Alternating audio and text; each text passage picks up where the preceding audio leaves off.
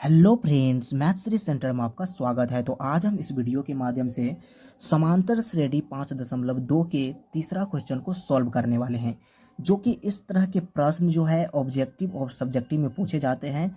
तो बहुत ऐसे बच्चे हैं जिनको ये इस तरह के क्वेश्चन में ज़्यादातर डाउट होते हैं, यानी नहीं बन पाते हैं। तो इसी को हम समझेंगे बारीकी से A to Z। इसमें 5 क्वेश्चन दिया गया है और पांचों इन बॉक्स जो खाली दिया गया है इनको भरेंगे हम। तो बिल्कुल आसान तरीका से समझेंगे।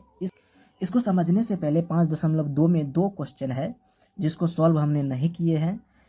इससे पहले 1 नंबर का क्वेश्चन हमने करवा दिया है, तो उसका लिंक आपको डिस्क्रिप्शन में मिल जाएगा, वहाँ से आप देख सकते हैं। डिस्क्रिप्शन में लिंक आपको मिल जाएगा। फिलहाल इसको सॉल्व करते हैं। यहाँ पर देखिए, ये जो है इसमें 30वां पद ज्ञात करना है। इससे पहले भी हम वीडियो डाल चुके हैं इस तरह के प्रश्न। तो चलिए इसमें समझेंगे कि 7 डैश डैश का 30वां पद, यानी इस सीरीज में 30वां पद क्या होगा वो निकालने के लिए बोल रहा है। तो इसको निकालने के लिए सबसे पहले क्या करेंगे, यहाँ पर देखिएगा। सबसे पहले हम प्रथम पद लिख लेंगे। प्रथम पद क्या होता है, तो फर्स्ट वाला सीरीज प्रथम पद यानी ए हो गया 10।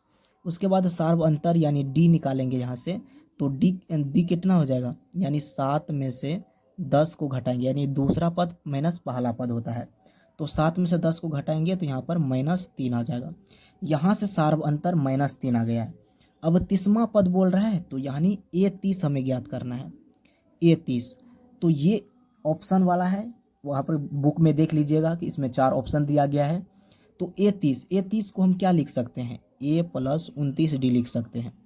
A+29D, तो यहाँ पर देखिए A का वैल्यू 10 है तो 10 लिखेंगे, प्लस 29 गुना डी कितना है, -3 है तो -3। अब इसका कैलकुलेशन कर देंगे। 10 ये माइनस प्लस माइनस हो जाएगा, 29 ये 87 होता है। तो 87 में से 10 घटेगा, यहाँ पर 77 हो जाएगा माइनस के साथ। तो इस क्वेश्चन का आंसर आ जाएगा -77। ऑप्शन नंबर सी में होगा, देख लीजिएगा वहाँ से जाके। अब देखिए इसमें दूसरा क्वेश्चन। तो दूसरा क्वेश्चन है -3 -1/2। तो सबसे पहले प्रथम पद -3 है तो -3। उसके बाद सार्व अंतर यानी डी निकालना है हमें। तो डी कितना होता है, A2 माइनस, यानी A2 में से A1 को घटाना होता है, यानी -1/2। घटाएंगे -3 को, तो माइनस माइनस यहाँ पर प्लस हो जाएगा, ये 3 हो जाएगा। तो -1 और ये हो जाएगा +6/2, घट के हो जाएगा यहाँ 5/2, यानी सार्वंतर इसका 5/2 आ जाएगा। अब निकाल देना है। यहाँ पर 11वां पद बोल रहा है, तो A11 को क्या लिख सकते हैं, A+10D लिख सकते हैं। तो A+10D हो जाएगा। यहाँ से A का वैल्यू -3 प्लस 10 गुना 5/2। 2 से 10 कटेगा 5 बार में, ये हो जाएगा -3 और +25, ये हो जाएगा 22 3 25। इसका सही आंसर जो हो जाएगा 22 आ जाएगा। तो आपने दोनों क्वेश्चन को यहाँ पर समझ लिए हैं। अब आपको 5.2 के तीसरा क्वेश्चन को बारीकी से सॉल्व करना सीखेंगे। तो वीडियो में अंत तक जरूर बने रहिएगा, अपने दोस्तों को जरूर शेयर कीजिएगा ताकि उसको भी हेल्पफुल हो सके।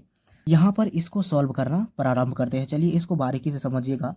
बहुत बार पूछा जा चुका है और पूछने हर बार ये एक ना एक क्वेश्चन इसमें, हर वर्ष इसमें एक ना एक क्वेश्चन आपको पूछा ही जाता है, ऑब्जेक्टिव हो या सब्जेक्टिव। तो चलिए इसको बारीकी से समझिएगा। यहाँ पर क्या करना है, सबसे पहलू का सवाल देखिएगा। पहले का जो है, यहाँ पर पहले वाला जो है 2 बॉक्स, उसके बाद 26 है। अब इस बॉक्स को हमें भरना है। तो क्या करेंगे, यहाँ पर देखिएगा, ये जो इसको जो मानेंगे यहाँ पर, ये जो होता है प्रथम पद होता है, उसके बाद ये दूसरा पद होता है, ये तीसरा पद होता है। तो इसी प्रकार से हम क्या करेंगे, ये हो गया A, यानी प्रथम पद ये हो गया A, ये हो गया A2, यानी ये A1 हो गया, ये हो गया A2 और ये हो गया A3। अब सीरीज यहाँ पर A3 दिया गया है और A1 दिया गया है, यानी A का वैल्यू दिया गया है और A3 दिया गया है। यहाँ पर लिख लेंगे A = 2 और दिया गया है A3 कितना दिया गया है, तो A3 26 दिया गया है। तो यहाँ पर लिख लिए A3 26। अब A3 को समीकरण के रूप में कैसे लिख सकते हैं, तो A3 को लिख सकते हैं A+ 2d इक्वल में क्या करेंगे यहाँ पर 26 देंगे। a plus 2d equal to 26, क्योंकि यह जो है तीसरा पद दिया गया था। अब देखिए a का मान यहाँ से हमें मिल चुका है पहले से, तो a लिख देंगे यहाँ पर 2d, उसके बाद इधर 26 हो जाएगा। अब देखिए यहाँ पर ये जो है इस साइड आएगा तो घट जाएगा, यानी 2d का वैल्यू यहाँ पर कितना हो जाएगा 26, इस साइड आएगा तो ये माइनस हो जाएगा, ये 24 हो जाएगा। अब देखिए 2d का मान 26 है तो 1d का यहाँ से मान निकालेंगे, 2d का मान 24 है तो 1d का मान यहाँ पर 24/2 हो जाएगा। यहाँ पर d का वैल्यू कितना आ जाएगा 12। तो इसका सही आंसर जो हो जाएगा इस बॉक्स में जो भरा जाएगा हमारा वो 12 भरा जाएगा। तो इस क्वेश्चन का पहला का हो गया आंसर 12। अब इसी प्रकार से सब सवाल को सॉल्व करेंगे, यानी हर एक सवाल को सॉल्व करेंगे इसी के प्रयोग से।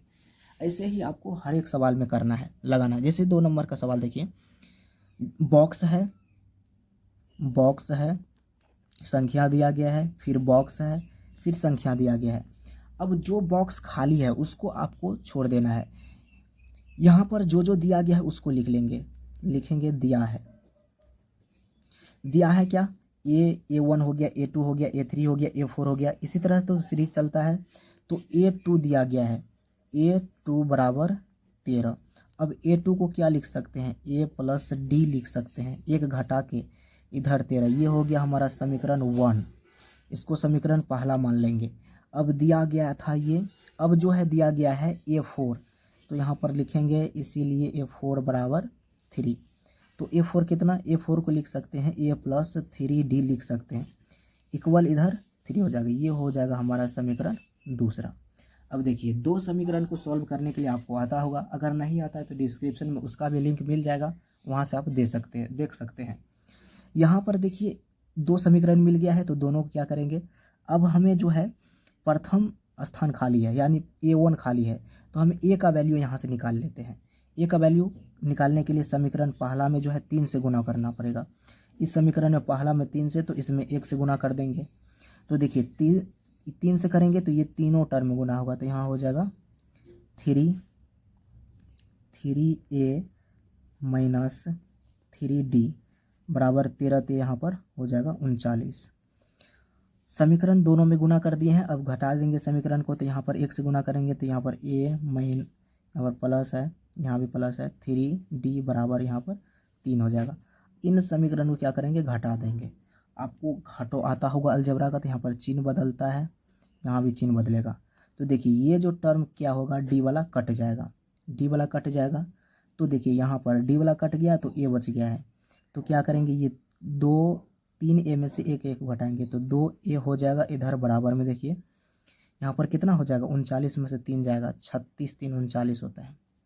अब देखिए 2A का वैल्यू 36 है, तो 1A का वैल्यू कितना हो जाएगा 36/2, कट के यहाँ पर हो जाएगा 18। A का वैल्यू 18 हो गया। अब हमें तो A का वैल्यू निकल गया है, अब D का वैल्यू निकालना है।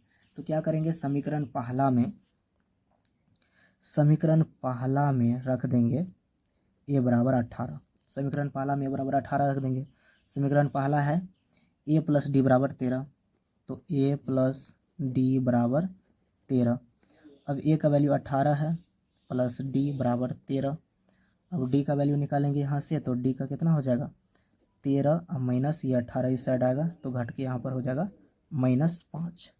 अब D का भी यहाँ से वैल्यू हमें निकल चुका है, D का भी वैल्यू निकल चुका है। तो क्या करेंगे, अब देखिएगा, अब सवाल है, प्रथम पद तो हमें पहले ही निकल चुका है 18, ये जो 18 एक आंसर ये हो गया हमारा। उसके बाद देखिए, उसके बाद दूसरा दिया गया था, यहाँ पर तीसरा निकालना है, तो A3 निकालना है। A3 को क्या लिख सकते हैं, A प्लस 2D लिख सकते हैं, A प्लस 2D में क्या करेंगे, A का वैल्यू यहाँ पर कितना है 18 हो जाएगा, प्लस 2, D का वैल्यू कितना निकला है, तो D का वैल्यू देख लीजिए, यहाँ पर D का वैल्यू -5 निकला है, तो यहाँ पर लिखेंगे गुना में -5। अब देखिए 18 माइनस प्लस माइनस 10, यानी हो जाएगा यहाँ पर A3 हो जाएगा यहाँ पर 8। तो इन दोनों सवाल को आपने आसानी से समझ लिया है। तो बिल्कुल आपको इसी मेथड से हर सवाल को करना है, इसी मेथड से, बेसिक है, आपको थोड़ा दिमाग लगा के करना है। और यहाँ देखिए पहला सवाल बन गया है, दूसरा सवाल बन गया है। इसी तरह से आपको टोटल सवाल को करना है। तो चलिए इस 3 सवाल को हो सकता है हम अगले वीडियो के माध्यम से करवा देंगे, क्योंकि ये वीडियो लंबा हो जाएगा। तो लंबा हो जाता है तो आप लोग देखते नहीं हैं। चलिए इस 2 पार्ट में इसको डिवाइड कर देंगे। अगले पार्ट में इन तीनों क्वेश्चन को सॉल्व कर देंगे, जो 5 से 6 मिनट का वीडियो होगा। वीडियो अगर पसंद आए तो लाइक कीजिए, नया है तो चैनल को सब्सक्राइब कर लीजिए इसी तरह का कंटेंट पाने के लिए। चलिए मिलते हैं अगले वीडियो में, तब तक के लिए जय हिंद, जय भारत।